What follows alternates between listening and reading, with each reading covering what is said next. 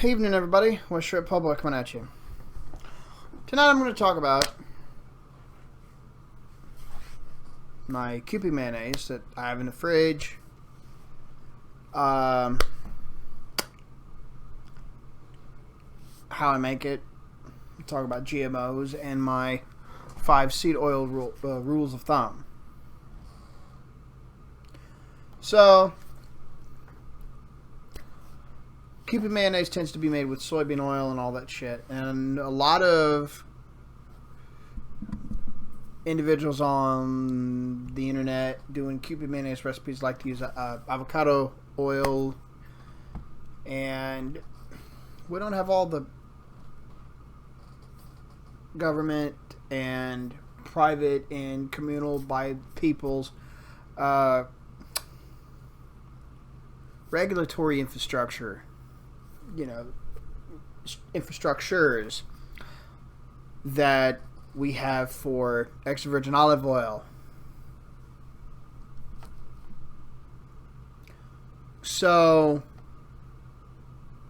that's that, and certain other factors are why we have 87% of avocado oil outright cut with inferior seed oils. So I don't use that. You might ask me what I use, and I'll tell you, because I'm going to read the recipe off to you. Exactly. 4 egg yolks, a tablespoon of seasoned rice vinegar, a half a tablespoon of raw apple cider vinegar. If I want to add a dash or two of malt vinegar, fine, but if you have celiac disease or certain other issues like that, I would avoid it. Half teaspoon of salt, half teaspoon of Hondashi powder, or 1 tablespoon of Dashi Broth. And I will warn you, you will want to emphasize what I'm going to explain next. If you do, you go down the route of Hondashi powder and you have friends who are lactose intolerant. Teaspoon of lemon juice. Half a teaspoon of kimchi juice or liquid for the lactic acid bacteria to take place in it. And also give it a nice flavor overall. An eighth of a teaspoon to a fourth of a teaspoon of raw, unfiltered, unheated honey for feeding the said lactic bacteria.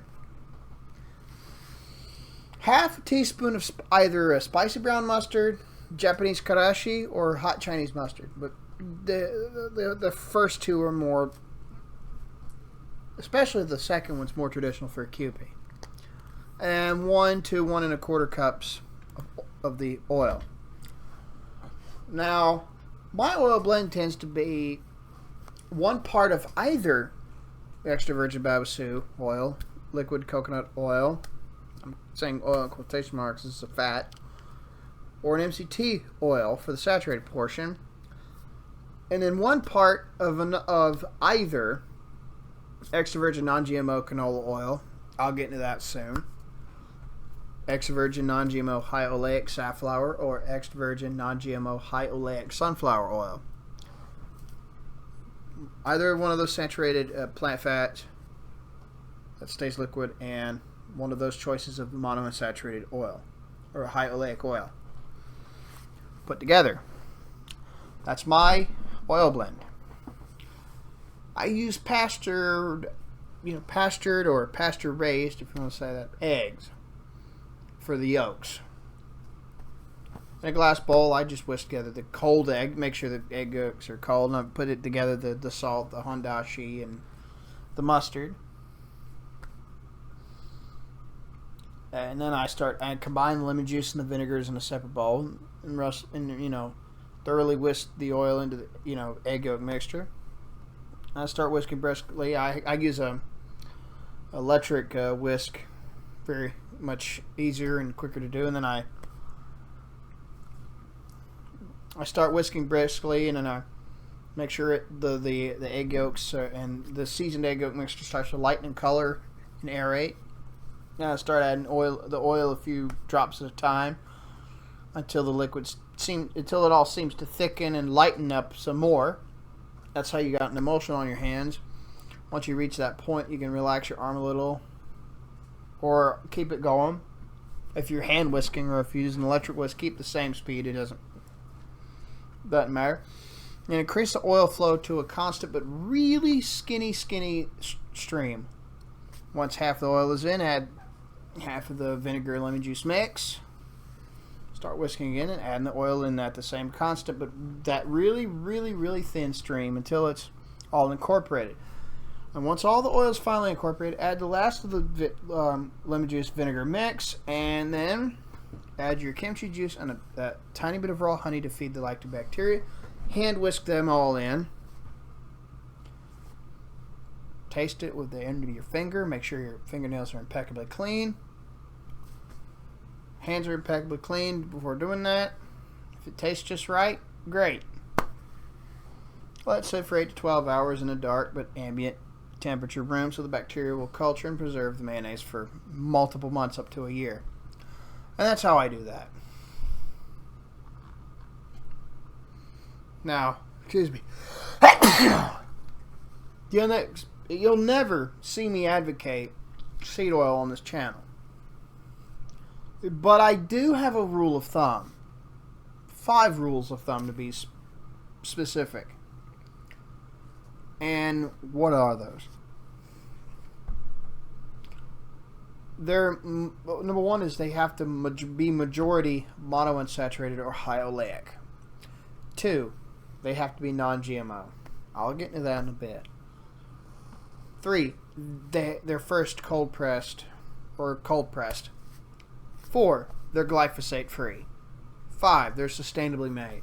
At least have the first 4 of those 5 rules of thumb or nothing. Now, GMOing is not the problem in and of itself. It's what GMOing is done for. Why? What those purposes for such are. The possible unintended consequences to be on the lookout for. And the intellectual property monopolism over it. Those are what make it a problem. Or it can make it a good, but except the IP thing and the monopolism and all that and the amount of hubris. These are remediable. They actually are, but I don't see that happening in my lifetime, realistically. Unfortunately. I mean, for example, the reason canola was first selectively bred was the same reason other strains of rapeseed were selectively bred and hybridized with certain other plants related to the mustard family to bottom out the urucic acid and raise up the oleic acid content. So, like ancient Chinese and Europeans did this and made low urucic hybridized rapeseed strains. And they worked. That's the precursor to the canola seed. Something similar was done in Canada. That's where it started. Got the desired effect to be done. But the issue is, not long after, you have GMOing to resist getting killed by Roundup and all these other things. So you got Roundup sprayed everywhere, which inhibits the Shikimati pathway, which our gut biome, many microbes in general, and plants rely on to make aromatic amino acids that they need to support to live. Fungi, yeast, that includes our gut biome, can be damaged by this shit because of the Shikimati pathway cock blocking. So that is your massive problem. That's a shitty use of GMOing. Anywhere from 8 to 10,000 years ago. It's debated. It could have gone back any further. Point is, some tribes of Native Amerindians, or Mesoamericans, as they've been called nowadays,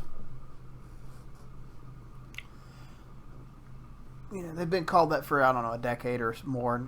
It's more as a modern term. That didn't see a reason to use it, but whatever. Nature, God, whatever, same thing in this context. GMO'd a certain precursor plant that helped the native tribes down there in Central and South America specifically to domesticate a descendant from that plant.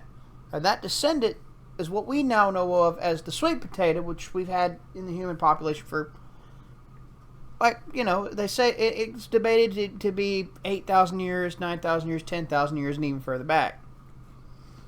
Pretty cool, right? So GMOing in and of itself is not the problem. It's what I said before. And we don't have a market on that shit. When you subject stuff to actual markets, the more likely you're going to make those who do it have to be prone to be directly responsible to you and myself.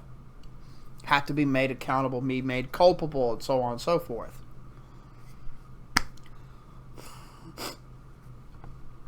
So, there you have it. Hope you enjoyed the video. Hope you try the recipe out. And I'll see you later. Take care.